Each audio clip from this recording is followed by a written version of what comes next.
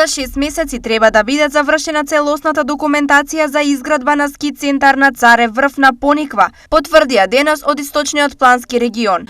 Конкретно во овој период, тоест во наредните 6 месеци, ќе имаме еден процес на јавна дискусија и расправа во однос на веќе изработената проектна програма.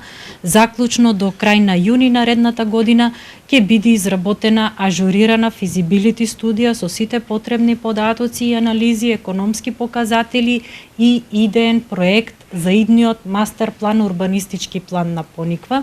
Дополнително согласно одобрувањето од страна на Министерството за транспорт и врски и Агенцијата за просторно планирање, истиот ќе биде ставен во нивните програми за обезбедување на условите за просторно планирање и ќе започне изработката на урбанистичкиот план за Царев врв врз основа на претходната развојна димензија направена од експерти во оваа област. Деталите околу ски центарот денес во Штип ги соопшти министерот за земјоделство, шумарство и водостопанство Љупчо Николовски. За реализација на истиот, претходно е подготвена предфизибилити студија, која што беше представена пред градоначалниците од претходниот, од овој состав. Интензивни разговори се водат во тој дел.